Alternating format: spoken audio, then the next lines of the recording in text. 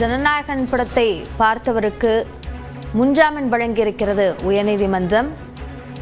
இது குறித்த கூடுதல் விவரங்களை நம்முடைய செய்தியாளர் மதனிடம் கேட்கலாம். மதன், விவரங்களை பதிவு செய்யுங்கள். தமிழக முதலமைச்சர் ஜோசப் விஜய் நடித்த கடைசி படமான ஜனநாயகன் படம் தணிக்கை குழுவின் மறு ஆய்வு குழுவின் ஆய்வில் இருந்த போது கடந்த ஏப்ரல் மாதம் இந்த படம் சட்டவிரோதமாக இணையதளத்தில் வெளியானது.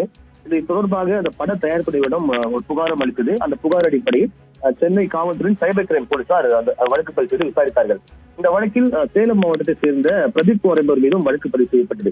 இந்த வழக்கில் தான் தனக்கு முன்ஜாமீன் வழங்க வேண்டும் என்று பிரதீப் குமார் இந்த சென்னை உயர்நீதிமன்றத்தில் இந்த மனுவை தாக்கல் செய்தார். அதாவது இந்த மனுதாரர் தரவை பார்க்கும்போது ஜனநாயகன் படம் திருத்தரமாக வெளியான போது பதிவு செய்யப்பட்ட பிரதான வழக்கில் அந்த படத்தை பார்த்தார் என்ற காரணத்திற்காக மட்டுமே தன் மீது வழக்கு பதிவு செய்யப்பட்டதாக தெரிவித்தார். ஆனால் காவல்துறை தரப்பில் தற்போது விசாரணை நீதிமன்றத்தில் இந்த வழக்கானது ஆரம்ப கட்ட குற்றப்பத்திரிகை மட்டுமே தாக்கல் செய்யப்பட்டுள்ளது.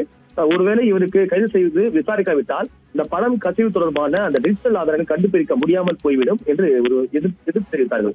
இந்த இரண்டு தரப்பு வாதத்தை கேட்ட நீதிபதி வழக்கில் குற்றம் சாட்டப்பட்டவர்கள் ஏற்கனவே சிலர் கைது செய்யப்பட்டு பிறகு சட்டப்படியான ஜாமீன் விடுவிக்கப்பட்டுள்ளார்கள். தற்போது இறுதி அறிக்கை தாக்கல் செய்யப்பட்டு விட்டது.